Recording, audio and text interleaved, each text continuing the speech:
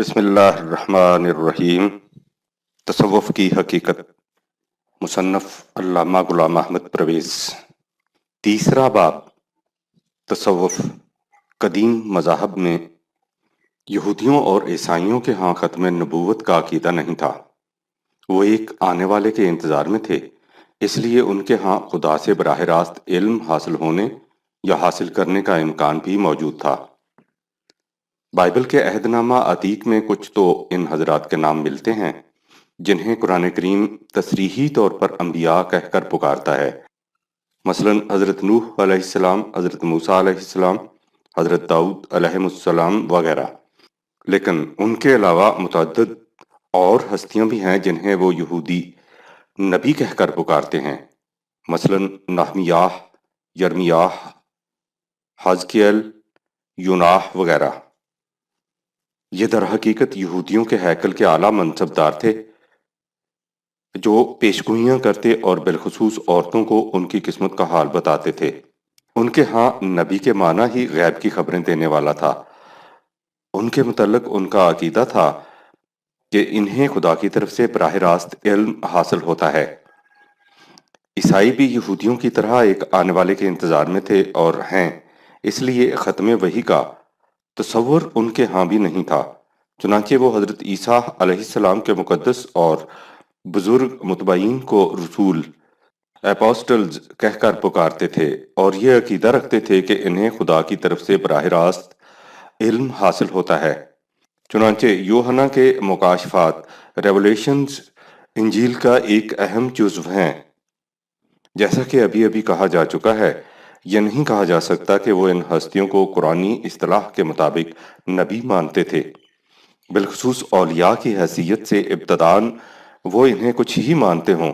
آگے جا کر ان لوگوں کو حاصل ہونے والے علم نے ایک خاص اصطلاح حاصل کر لی اور اس کے لیے ایک خاص نظام فکر و عمل ظہور میں آ گیا جسے باطنی علم یا تصوف کہہ کر پکارا جاتا ہے۔ آئندہ سطور میں اس اجمال کی تفصیل پیش کی جائے گی۔ تصوف، اگرچہ تصوف، مسٹکسزم، قریب دنیا کی ہر قوم میں موجود ہے اور آج سے نہیں، تاریخ کے اولین اوراق سے اس کا تذکرہ شروع ہو جاتا ہے، لیکن اس کے باوجود مذہب، ریلیجن کی طرح اس کی بھی کوئی جامع اور معنی تعریف، پریسائز ڈیفینیشن آج تک نہیں ہو سکی۔ اس کا دائرہ بہت سے داخلی تجارب و کیفیات، احوال و مقامات اور شعائر و مناظر کو محیط ہے، لیکن ان میں دو بنیادی عناصر ایسے ہیں جو تصوف کی اصل سمجھے جاتے ہیں، یعنی انسان کا خدا کے ساتھ براہ راست مکالمہ اور نفس انسانی کا حقیقت مطلقہ یعنی خدا کے ساتھ مل جانا، جسے وصال یا فنا کہتے ہیں۔ یہ کیفیات ہر فرد کی ذاتی یعنی انفرادی ہوتی ہیں، جن میں کوئی دوسرا شریک نہیں ہوتا۔ نہ وہ فرد ان کی کیفیات کو کسی دوسرے کو محسوس کرا سکتا ہے، نہ ہی بتا اور سمجھا سکتا ہے۔ اس اعتبار سے تصوف بحیثیت ایک مذہب کے یکسر شخصی یا ذاتی، پرسنل ریلیجن ہوتا ہے، اور یہ تجارب، ایکسپیرینسز، کائنات کے حسی یا مشاہداتی علم یا عقل و بصیرت کے بغیر ایک ایسے ذریعہ سے حاصل ہوتے ہیں جو بالکل نگاہوں سے مستور اور حواس سے پوشیدہ رہتا ہے۔ اسے باطنی ذریعہ علم کہتے ہیں۔ اس علم کے حصول کی توجیہ یہ بیان کی جاتی ہے کہ نفس انسانی جب باطن کی گہرائیوں میں چلا جاتا ہے تو یہ وہاں سے اس حقیقت کلی میں جذب ہو جاتا ہے جو کائنات کے رگ و پے میں جاری و ساری ہے، اور اس طرح نفس انسانی اور حقیقت مطلقہ، ریئلٹی، ایک ہو جاتے ہیں، اور انسان بغیر کسی ذریعہ یا واسطہ کے تمام حقائق کا براہ راست مشاہدہ کر لیتا ہے۔ مشاہدہ کیا، وہ خود ہی حقیقت بن چکا ہوتا ہے، چونکہ حقیقت مطلقہ تمام مادی اور محسوس نسبتوں سے بلند اور منزہ ہے، اس لیے نفس انسانی کے ساتھ اسی صورت میں پیوست بلکہ اس کے اندر ضم ہو سکتا ہے جب یہ خود تمام محسوس اور مادی علائق سے بلند اور منزہ ہو جائے۔ اس کے لیے نہ صرف دنیاوی حظائظ و لذات سے ترک تعلق ضروری ہے بلکہ اپنے قلب و دماغ کو بھی اس مقام پر لے جانا ہوتا ہے جہاں اس مخصوص دنیا کے نقوش، تصورات اور خیالات کا کوئی گزر نہ ہو۔ مکمل تاریکی یعنی مادی دنیا کی آلائش تو ایک طرف، محسوس اشیاء کے تصورات اور خیالات تک بھی دماغ میں نہ آنے پائیں۔ تصوف کی اصطلاح میں اس کیفیت کو مکمل تاریکی، کمپلیٹ ڈارکنیس سے تعبیر کیا جاتا ہے۔ ضمناً مسٹسزم اصل کے اعتبار سے یونانی زبان کا لفظ ہے جس کے معنی آنکھیں بند کر لینا ہے۔ یہ لوگ دنیائے محسوسات سے اس قدر دور چلے جاتے ہیں کہ ان کے عقیدہ کی روح سے وحی کے الفاظ بھی محسوسات میں داخل سمجھے جاتے ہیں، اس لیے وہ انہیں چھوڑ کر وحی کا صحیح مفہوم اس باطنی دنیا سے متعین کرتے ہیں جس کا علم انہیں براہ راست حاصل ہوتا ہے۔ اسے وہ حقیقت کا باطنی علم یا خود حقیقت کہتے ہیں، کیونکہ وہ اس طریق سے حاصل کردہ علم کو بلا واسطہ ڈائریکٹ نالج کہتے ہیں، اس لیے وہ اسے حتمی اور یقینی قرار دیتے ہیں۔ باطنی علم یقینی ہوتا ہے اور اس کے مقابلہ میں محسوسات کے ذریعے حاصل کردہ علم کو ظنی اور غیر یقینی ٹھہراتے ہیں۔ اسی بنا پر وہ اپنے علم کو دیگر تمام علوم کے مقابلے میں افضل اور اعلیٰ سمجھتے ہیں۔ یہ مقام انہیں مختلف جانکاہ مشقتوں اور جگرسوز ریاضتوں سے حاصل ہوتا ہے جن میں بعض اوقات جان تک کا بھی خطرہ ہوتا ہے۔ اس مقام پر پھر دہرا دیا جائے کہ مختصر الفاظ میں تصوف کے لزوم و خصائص حسب ذیل ہیں۔ نمبر 1، خدا اور بندے کے درمیان براہ راست تعلق اور مکالمات، اسے باطنی علم کہا جاتا ہے۔ اس کے لیے کسی دلیل و برہان کی ضرورت یا سند اور ثبوت کی حاجت نہیں ہوتی۔ نمبر 2، یقینی علم باطنی علم ہے، اس کے مقابلہ میں علم بالحواس یا ادراکی علم کی کچھ حیثیت نہیں، وہ تمام تر ظن و قیاس پر مبنی ہوتا ہے، حتیٰ کہ وحی کے الفاظ بھی مبنی بر حقیقت نہیں ہوتے، ان کے وہی معنی صحیح ہوتے ہیں جو باطنی علم کے ذریعے معلوم ہوں۔ نمبر 3، محسوس کائنات کی کچھ حقیقت نہیں، یہ محض وہم، فریب اور حلقہ دام خیال ہے۔ وجود حقیقی صرف خدا کا ہے اور محسوس کائنات اسی کی مظہر ہے۔ نمبر 4، انسانی زندگی کا منتہا نفس انسانی کا حقیقت کلی میں جذب ہو جانا ہے، اس لیے تصوف یکسر انفرادی اور داخلی سبجیکٹو کیفیات کا نام ہے۔ نمبر 5، جس قدر انسان دنیاوی جاذبیتوں جو در حقیقت مادی آلائشیں ہیں سے دور ہو جاتا ہے، اس کی روحانیت ترقی کرتی جاتی ہے، اس کا ظہور پیش گوئیوں اور کرامات کی شکل میں ہوتا ہے۔ یہود و نصارہ کے ہاں تصوف۔ اب آگے بڑھیے۔ ظہور اسلام کے وقت دنیا میں 4 بڑے بڑے مذاہب تھے: یہودیت، نصرانیت، مجوسیت اور بدھ مت۔ آخر الذکر دونوں مذاہب مجوسیت اور بدھ مت میں وحی کا کوئی امتیازی اور خصوصی تصور ہی نہ تھا، اس لیے یہ یقین سے نہیں کہا جا سکتا کہ ان کے ہاں ایک نبی کی وحی اور ارباب تصوف کے کشف و الہام میں فرق کیا جاتا تھا یا نہیں۔ لیکن جیسا کہ پہلے لکھا جا چکا ہے، یہودیت اور نصرانیت میں یہ فرق موجود تھا، اگرچہ بہت مبہم طریق پر۔ یہودی حضرات موسیٰ علیہ السلام کو جس انداز کا نبی مانتے تھے، اس انداز کا نبی یرمیاہ، دانیال، یسیع، حزقییل وغیرہ کو نہیں مانتے تھے۔ لیکن مشکل یہ ہے کہ وہ انہیں بھی نبی، پروفٹ ہی کہتے تھے، اس لیے کہ ان کے ہاں نبی کے معنی ہی تھے پیش گوئیاں کرنے والا، اس لیے اس کا ترجمہ پروفٹ کیا جاتا ہے۔ اس لیے بادی النظر میں یہ سمجھنا دشوار ہو جاتا ہے کہ ان کے ہاں ایک رسول کی وحی اور ایک ولی کے الہام میں فرق کیا جاتا تھا یا نہیں۔ عیسائی اپنی انجیل کے مرتبین لوقا، مرکس وغیرہ کو سینٹ، ولی کہتے ہیں اور انہیں حضرت عیسیٰ علیہ السلام کا ہم مرتبہ نہیں مانتے۔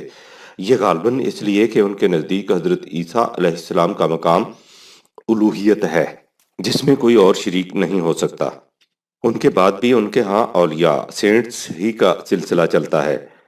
اس اعتبار سے کہا جا سکتا ہے کہ عیسائیوں کے ہاں رسول کی وحی اور اولیاء کے کشف و الہام میں فرق ہے، لیکن جیسا کہ آگے چل کر بتایا جائے گا، وحی اور الہام کا فرق محض اصطلاحی ہے، نوعیت دونوں کی ایک ہی ہے۔ یہودیت ظواہر پرستی کا مذہب ہے، اس لیے اس میں باطنیت کی گنجائش بہت کم تھی، لیکن معلوم ہوتا ہے کہ بیت المقدس کی پہلی تباہی کے بعد بابل کی اسیری کے زمانہ میں، جبکہ قوم اپنے ضعف و انحطاط کی انتہا تک پہنچ چکی تھی، اور یہی زمانہ تصوف کے ابھرنے کا ہوتا ہے، ان میں بھی کچھ باطنیت کے آثار نمودار ہونے شروع ہو گئے۔ چنانچہ اس دور میں ان کے نبیوں پروفیٹس کے احوال و ظروف کچھ اس قسم کے ہیں جیسے باطنی خلوت گاہوں میں ارباب تصوف کے ہوتے ہیں۔ اسی قسم کا نہج زندگی، وہی انداز گفتگو، اسی طرح کے مکاشفات اور الہامات، اسی نوع کی پیشگوئیاں، لیکن حقیقی تصوف ان میں اس کے بعد جا کر آیا جب ان کے مذہبی پیشواؤں نے اسکندریہ میں یونانی فلسفہ کا مطالعہ کیا، یہودی تصوف، اور وہاں اس فلسفہ اور اپنے معتقدات کے امتزاج سے ایک نیا مذہب ایجاد کیا۔ فیلو اس مذہب کا امام ہے۔ تصوف کا ابو الآباء در حقیقت افلاطون۔ پلیٹو کو سمجھنا چاہیے۔ چونکہ میرے پیش نظر تصوف کی تاریخ مرتب کرنا نہیں، اس لیے میں اس نقطہ کی تفصیل میں نہیں جانا چاہتا کہ یونان میں تصوف کی ابتدا کس نے کی۔ یہ عجیب حقیقت ہے کہ فلسفہ عقلیت پسندی اور اس کی ضد باطنیت دونوں کی ابتدا یونان سے ہوئی، اور قریب ایک ہی زمانے میں عقلیت پسندی کی ابتدا دیماکریٹس اور ایپیکورس جیسے فلاسفرز سے ہوئی، اور باطنیت کا آغاز فیثاغورس سے، اس کے بعد افلاطون کے ہاں عقلیت اور باطنیت دونوں جمع ہو گئے، لیکن اس کی اہمیت عقلیت سے زیادہ باطنیت کی وجہ سے ہوئی۔ ہم نے اسی بنا پر باطنیت کے سلسلہ میں سب سے پہلے اس کا نام لیا ہے۔ اس نے سب سے پہلے یہ تصور پیش کیا تھا کہ اس عالم محسوس کے اوپر ایک عالم امثال ہے، وہ عالم حقیقی وجود رکھتا ہے، اور یہ عالم محض اس کا پرتو ہے۔ اس عالم میں جو کچھ ہے اور جو کچھ ہوتا ہے، اس کی حقیقت سراب سے زیادہ کچھ نہیں۔ اس حقیقی عالم کے متعلق علم حواس کے ذریعے حاصل نہیں ہو سکتا، باطنی طریق سے حاصل ہو سکتا ہے۔ افلاطون کے اس فلسفہ یا باللفاظ صحیح تصوف کی نشات ثانیہ بعد کے فلاسفروں کی ایک جماعت کے ہاتھوں ہوئی جن کا امام پلاٹینس تھا۔ ان فلاسفرز میں سے ایک ایپالونیس آف ٹانیا نے ہندوستان کا سفر کیا اور وہاں کے برہمنوں سے ہندی تصوف سیکھا۔ پلاٹینس رومی لشکر کے ساتھ ایران گیا اور وہاں کے مغوں سے مجوسی تصوف کی تعلیم حاصل کی۔ اس کے بعد ان فلاسفروں نے پلاٹینس کی زیر سرکردگی افلاطون کے فلسفہ قدیم کو ہندی اور ایرانی تصوف کے ساتھ ملا کر ایک جدید قالب میں ڈالا۔ اس کا نام نو فلاطینی فلسفہ، نیو پلاٹینزم ہے۔ اس فلسفہ کا مرکز اسکندریہ تھا اور یہیں اس سے پھیلو کا یہودی تصوف متاثر ہوا۔ اس تصوف کا سب سے پہلا اثر یہ تھا کہ تورات کی شریعت معرفت اور حقیقت میں بدل گئی۔ چنانچہ یہودی تصوف کی سب سے اہم کتاب ظہار میں ہے، تورات کی روح در حقیقت اس کے باطنی معنوں میں پوشیدہ ہے۔ انسان ہر مقام پر خدا کا جلوہ دیکھ سکتا ہے، بشرطے کہ وہ تورات کے ان باطنی معانی کا راز پا جائے اور اس کے مطابق زندگی بسر کرنے لگ جائے۔ تورات کی شریعت ہر بنی اسرائیل کے لیے کھلی تھی، لیکن تورات کے باطنی معانی صرف خواص تک محدود ہو کر رہ گئے۔ چنانچہ مصناح کتاب حقیقت میں ہے کہ کتاب پیدائش کے باطنی معانی کی تعلیم ایک وقت میں ایک سے زیادہ آدمیوں کو نہیں دی جانی چاہیے، اس کی سخت ممانعت ہے، اور کتاب حزقیل کے پہلے باب کی تعلیم تو کسی آدمی کو بھی نہیں دینی چاہیے تا وقت کہ اس نے مقام ولایت حاصل نہ کر لیا ہو۔ ان کا عقیدہ یہ تھا کہ تورات کے اصلی معنی اس کے الفاظ سے نہیں مل سکتے، ان کی گہرائیوں تک پہنچنے کا ایک اور طریقہ ہے جو عوام کی نگاہوں سے پوشیدہ ہے۔ وہ کہتے تھے کہ عبرانی زبان کے حرف ابجد میں عجیب و غریب تاثیر ہے اور انہیں خاص خاص طریقوں سے اکٹھا کرنے اور دہرانے سے تورات کے الفاظ کے باطنی معنی معلوم ہو جاتے ہیں۔ نیز 1 سے 10 تک کے عدد بھی یہی خواص و تاثرات رکھتے ہیں۔ ان حروف اور اعداد کے متعلق کتاب زہار میں ہے: خدا نے ان کے نقوش تیار کیے، پھر ان کے سانچے بنائے، ان کا وزن کیا، ان میں عدل بدل کیا، انہیں ایک دوسرے کے ساتھ ملایا، اور ان کے پراسرار مجموعوں سے کائنات کی ہر شے کی روح پیدا کی۔ چنانچہ کائنات میں جو کچھ موجود ہے وہ بھی انہی کی قوت کے سہارے قائم ہے، اور جو کچھ پیدا ہوگا وہ بھی انہی کے ذریعے پیدا ہوگا۔ ان حروف اور اعداد کا باطنی علم حقیقی ہے، اور اس سے انسان پر اسرار و رموز کائنات اور تورات کے حقیقی مفہوم کی راہیں کھلتی ہیں۔ جس پر یہ راہیں کھلتی ہیں اس سے عجیب و غریب کرامات صادر ہونے لگ جاتی ہیں۔ چنانچہ ان کے ربانی صوفیوں، ربانک مسٹکس کی شعبدہ بازیوں کے عجیب و غریب قصے مشہور ہیں۔ مثلاً یہ کہ وہ سبت کی شام کو رموز کائنات کے حل کرنے میں مصروف ہوتے، بھوک لگتی تو ایک 3 سالہ بچڑا نمودار ہو جاتا جسے وہ کھا جاتے۔ وقص علی ھذا، ان کے یہ ارباب تصوف اپنے ہاں کی الہامی کتابوں کی تعویلات اپنے ذاتی مکاشفات سے کرتے اور خوابوں کی تعبیر سے زندگی کے مسائل کا حل بتاتے اور آنے والے واقعات کی خبریں دیتے۔ جب عیسائیت کا ظہور ہوا تو یہ تصوف یہودیوں میں عام تھا۔ حضرت عیسیٰ علیہ السلام کی تعلیم خدا کے ہر سچے نبی کی تعلیم کی طرح ان خرافات کے خلاف ایک صدائے احتجاج تھی۔ یہی وجہ تھی کہ یہودی پیشوائیت ان کی جان تک کی دشمن ہو گئی، لیکن ان کی تشریف پراری کے بعد خود عیسائیت یہی کچھ بن کر رہ گئی۔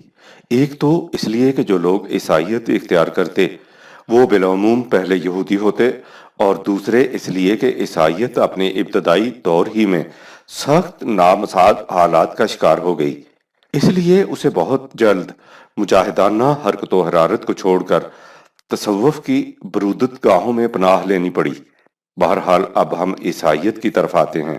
عیسائیت میں تصوف، عیسائیت میں پہنچ کر تصوف نے ایک منظم مسلک، آرگنائزڈ سسٹم کی شکل اختیار کر لی۔ اب باقاعدہ خانقاہیں قائم ہو گئیں، ان کے قواعد و ضوابط وضع ہوئے، ان میں داخلہ کی شرائط مقرر ہوئیں، ان کے اندر زندگی بسر کرنے کے طور طریقے متعین ہوئے، ان کی نہایت سختی سے پابندی لازمی ٹھہرائی گئی۔ اس روحانی ترقی کے لیے مختلف قسم کی ریاضتوں اور مشقتوں کے زینے تجویز کیے گئے۔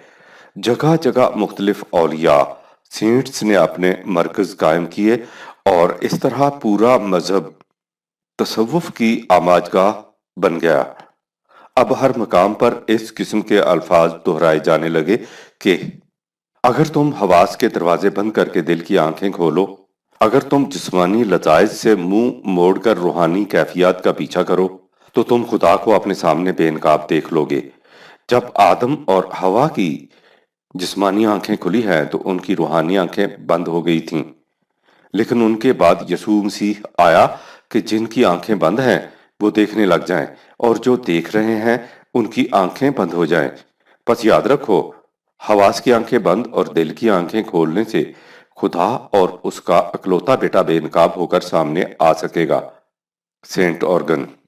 اس مقصد کے لیے ترک دنیا، ترک علائق، ترک خیالات، ترک آرزو غرض کے روحانیت کے سوا ہر شے کا ترک ضروری قرار پا گیا، اور حقیقی زندگی اسے سمجھا گیا جس میں انسان ہر وقت گوش بندو چشم بندو لب بند کی حالت میں مراقبہ میں بیٹھا رموز و اسرار کائنات کے جلوے دیکھتا رہے، یعنی وہ عالم غیب، وہ دنیا نور، وہ بلند سے بلند تر مقام جہاں سادہ، غیر متبدل اور مطلق حقیقتیں باطنیت کی مضمر خاموشیوں کی نورانی قباؤں میں لپٹی ہوئی ہیں۔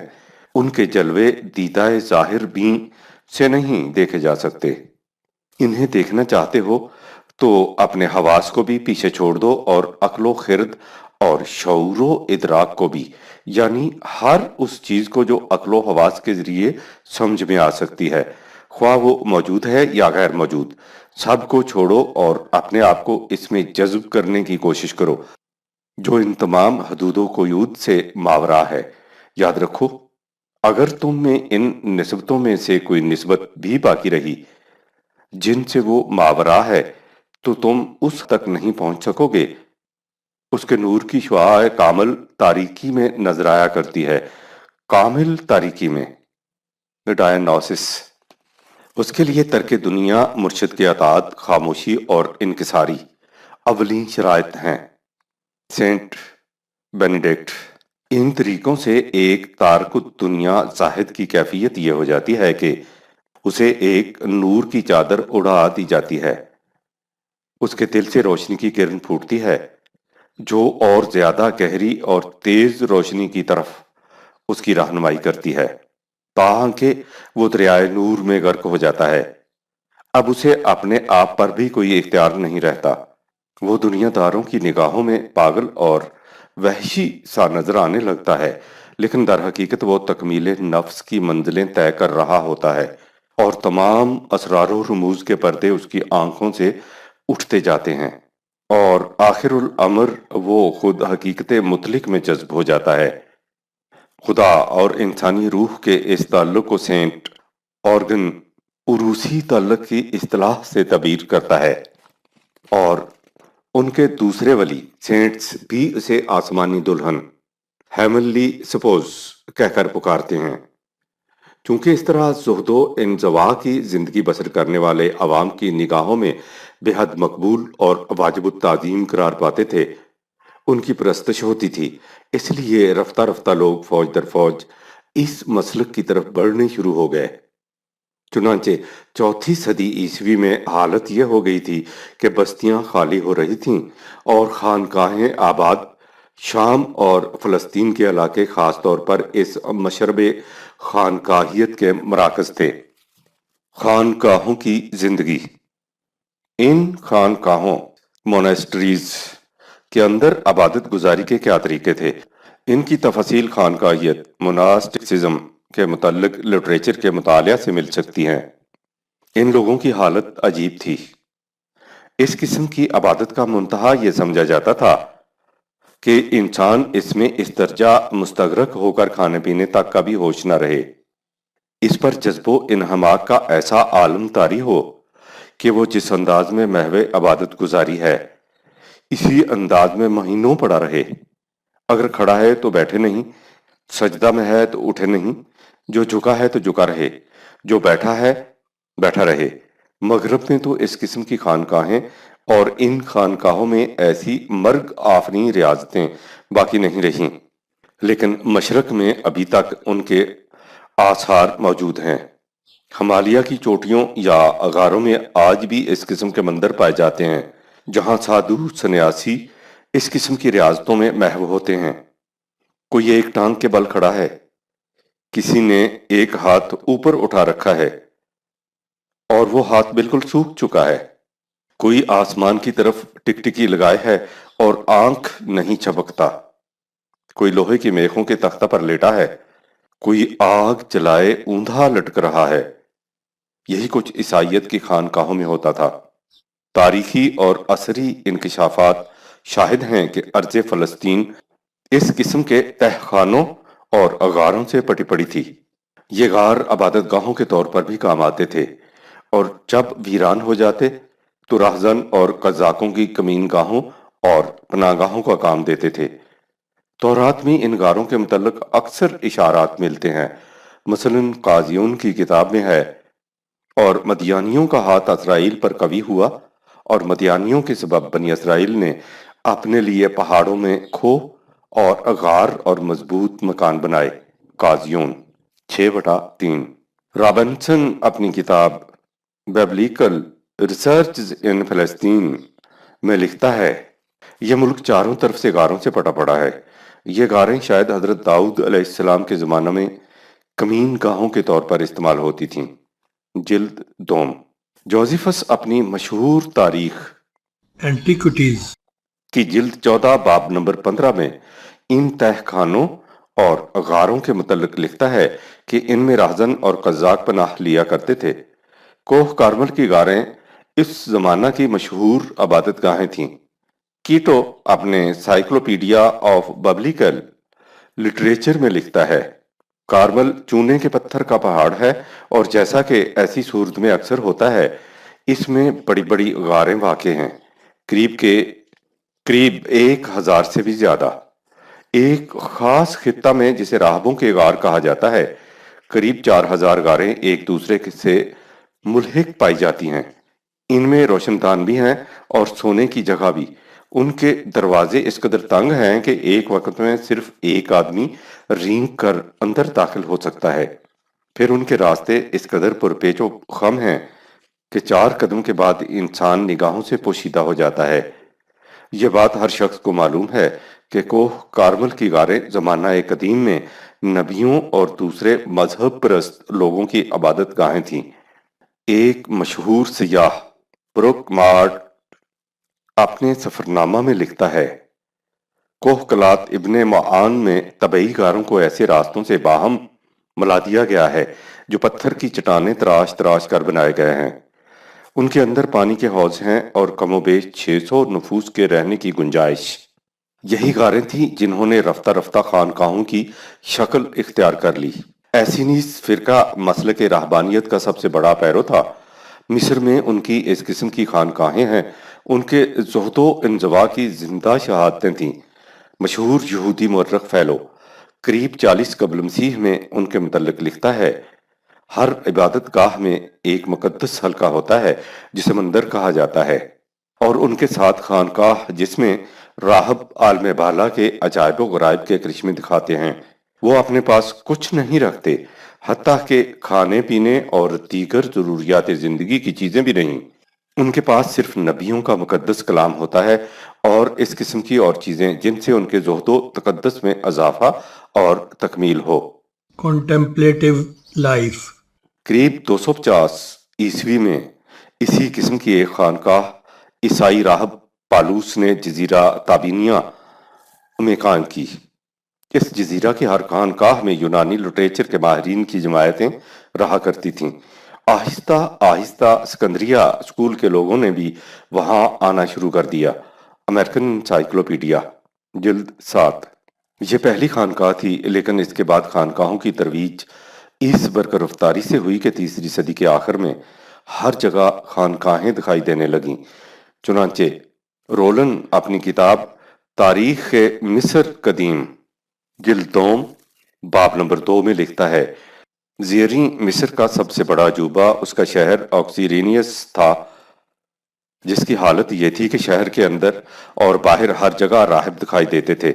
شہر کی آبادی سے بھی زیادہ راہب، عام عمارات اور منادر سب خانقاہوں میں تبدیل ہو چکے تھے، اور ان کی تعداد سکونتی مکانات سے بھی زیادہ تھی۔ اس شہر میں 20,000 کمواری راہبات اور 10,000 راہب بستے تھے۔ راہب اور راہبات کی اس قسم کی مخلوط زندگی سے، اور وہ بھی غاروں اور خانقاہوں کے خلوت قدوں میں، جس قسم کے نتائج فطری طور پر پیدا ہو سکتے تھے، ظاہر ہے۔ مثلاً تابینیا کی خانقاہ کے متعلق جس کا ذکر اوپر آ چکا ہے، امریکن انسائیکلوپیڈیا جلد 7 میں ہے، ترک دنیا کے اس غلو کا نتیجہ یہ ہوا کہ شہوت پرستی، جنون، یاس انگیزی اور خودکشی عام ہونے لگی۔ راہبوں کی جہالت اور مذہبی جنون سے بہت سے خود غرض لوگوں نے فائدہ اٹھا کر انہیں اپنا اعلی کار بنا لیا۔ خانقاہوں کے فتنے۔ دنیائے عیسائیت میں Buck's Theological Dictionary. ایک مستند صحیفہ تسلیم کی جاتی ہے۔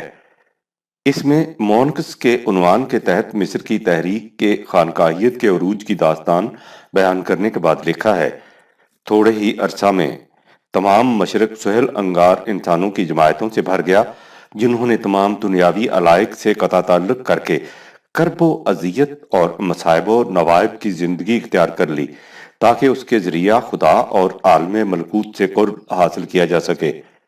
لیکن کچھ عرصہ کے بعد ان لوگوں کی شہوت پرستی ضرب المثل ہو گئی، نیز انہوں نے مختلف مقامات پر لوگوں کو مشتعل کر کے ہنگامے اور شورشیں برپا کرانا شروع کر دیں۔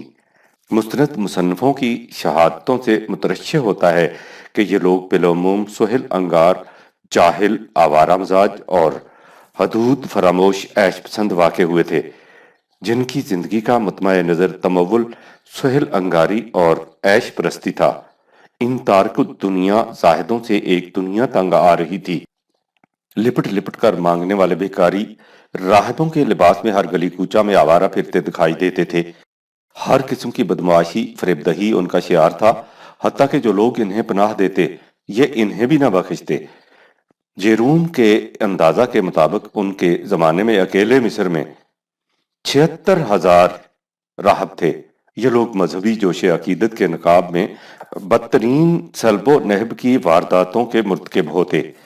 Progress of religious ideas, volume number 3، page 249۔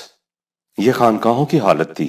ادھر کلیساؤں میں جہاں اسی راہبانیت کی دوسری صورت پادریوں کے لباس میں جلوہ گر تھی، حالت اس سے بھی بدتر تھی۔ موشیم مسیحی دنیا کا بہت بڑا مستند مورخ ہے۔ وہ اپنی مشہور تاریخ میں تیسری صدی کے کلیساؤں کے متعلق لکھتا ہے، اکثر کی یہ حالت تھی کہ وہ آرام طلبی اور شہوت پرستی کی زندگی میں ڈوبے ہوئے تھے۔ ان کی کیفیت یہ تھی کہ وہ ان راہبہ عورتوں سے جو عمر بھر مجرد رہنے کی قسم کھائے ہوتی ناجائز تعلقات قائم کرتے۔ ان خوبصورت راہبات کو اپنا شریک بستر بنا لینا ان کے معمولات میں داخل ہو چکا تھا۔ یہ اعمال کی کیفیت تھی، اور عقائد کی یہ حالت کے موشیم مذکور چوتھی صدی کے مذہب پرستوں کے متعلق لکھتا ہے، ارض فلسطین اور دوسرے ولیوں کی قبروں کی زیارتوں کے لیے اطراف و اکناف عالم سے لوگ چلے آتے، یہ سمجھ کر کہ حقیقی نیکی اور یقینی نجات صرف وہیں مل سکتی ہے۔ توہم پرستی کی لگام کو ذرا ڈھیلا کیجیے اور پھر دیکھیے کہ یہ کس طرح حدود فراموش وسعتوں تک پھیل جاتی ہے۔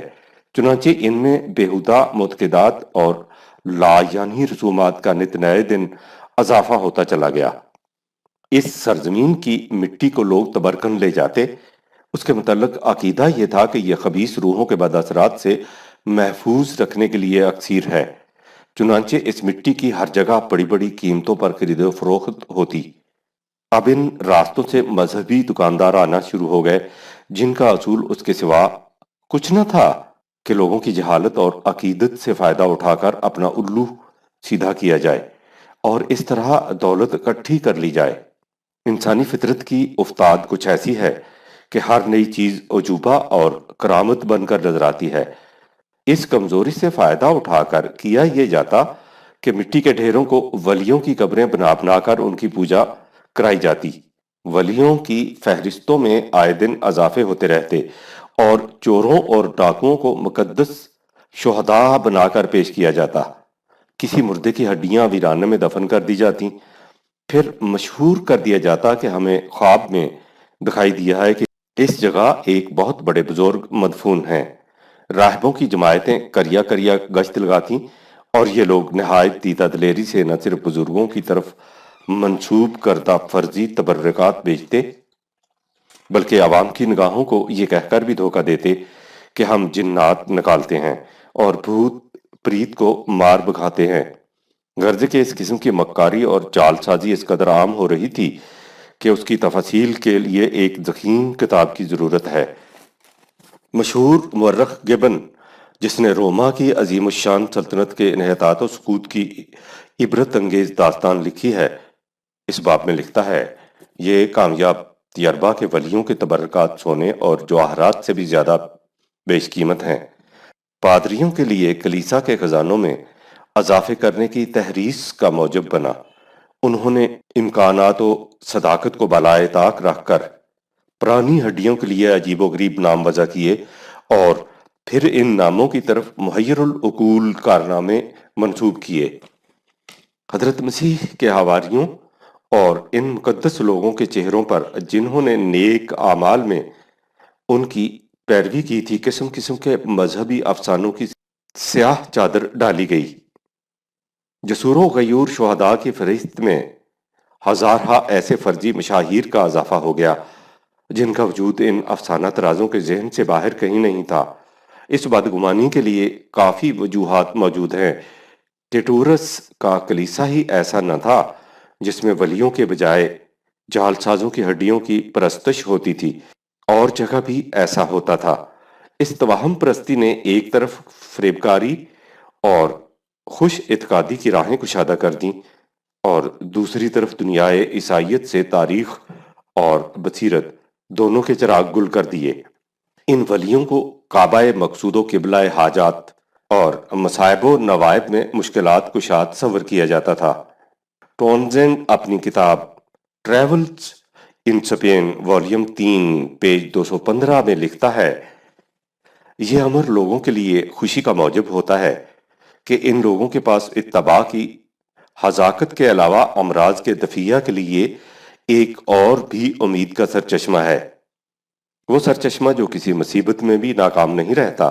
مثلاً ان کے نزدیک انتھلی ولی اپنے متقدین کو آگ سے محفوظ رکھتا ہے، اور ایک دوسرا انتھلی انہیں پانی کی مصیبت سے نجات دلاتا ہے۔ بارہرا ولی جنگ اور بجلی کے حوادث میں جائے پناہ ہے۔ بلاس ولی گلے کی بیماریوں کو اچھا کرتا ہے۔ لوسیا ولی آنکھوں کے امراض کو شفا دیتا ہے۔ نکوس ولی جوان عورتوں کی امداد کرتا ہے جو شادی کی مطمئنی ہوں۔ ارمتی ولی حمل کے ایام میں ان کی حفاظت کرتا ہے۔ پولونیا ولی دانتوں کو محفوظ رکھتا ہے۔ ڈومینگو ولی بخار اتار دیتا ہے، اور روک ولی کی طرف تعاون کی مصیبت میں رجوع کیا جاتا ہے۔ قصہ مختصر، کوئی بیماری ہو یا کوئی مصیبت، اس کے دفیہ کے لیے کوئی نہ کوئی ولی موجود ہے جس سے دعا کے ذریعے اعانت طلب کی جاتی ہے، اور وہ اپنے پکارنے والے کی مدد کو پہنچ کر اس کی تکلیف میں دستگیری کرتا ہے۔ یہ تھے اس وقت کے حالات جب اسلام کا ظہور ہوا۔ ہم نے ایران اور ہندوستان کے تصوف کا تذکرہ اس مقام پر قصداً نہیں چھیڑا، اس لیے کہ اس وقت عرب اور اس کے گرد و پیش یہودی اور نصرانی ہی پھیلے ہوئے تھے۔ ہند و ایران کے ساتھ ان کے روابط و علائق براہ راست نہیں تھے۔ یوں بھی یہودی اور نصرانی تصوف، ایران کے مجوسی مانوی تصوف اور ہندوستان کے بدھی تصور فنا اور وحدت وجود کو اپنی آغوش میں لے چکے تھے۔ ہندی تصوف ویدانت کا سب سے بڑا پرچارک مبلغ شنکر آچاریہ ہے۔ اس کے نزدیک اصل علم آتم ودھی یا معرفت نفس ہے۔ وہ روح کو ازلی اور غیر فانی مانتا ہے اور خارجی کائنات کو فانی۔ اس کی تعلیم یہ ہے کہ برہمہ ادراک سے بالاتر ہے، اور اس کی حقیقت معلوم کرنے کا ذریعہ وجدان معرفت ہے۔ کائنات اور اس کی تمام اشیاء سراب مایا ہے۔ میں بھی مایا ہے۔ ترک خواہشات کے ذریعے انسان مایا کے فریب سے نکل سکتا ہے۔ شنکر آچاریہ کے علاوہ ویدانت کا ایک بڑا مبلغ پتنجلی ہے۔ وہ بھی وحدت وجود کا قائل ہے۔ اہم برہم اسمی، میں ہی برہما ہوں، اسی کا مشہور مقولہ ہے۔ علاوہ ازیں راماننج بھی اسی مسلک کا پرچارک تھا، اگرچہ اس کے تصور وحدت وجود اور شنکر آچاریہ کے تصور میں فرق تھا۔ ہندی تصوف کی تاریخ میں تحریک بھکتی کو بڑی اہمیت حاصل ہے۔ اس کا تعارف آگے چل کر کرایا جائے گا، جہاں ہندوستان میں مسلمان صوفیاء کا تذکرہ سامنے آئے گا۔ مسلک خانقاہیت کی اہمیت کے حق میں یہ دلیل دی جاتی ہے کہ اس سے انسان کو روحانی ترقی حاصل ہوتی ہے۔ اصل یہ ہے کہ تصوف کی اصل و بنیاد ہی تصور روحانیت ہے۔ بنابراً ضروری ہے کہ اس کے متعلق ذرا تفصیل سے گفتگو کی جائے۔ یہ تفصیل آپ کو آئندہ باب میں ملے گی۔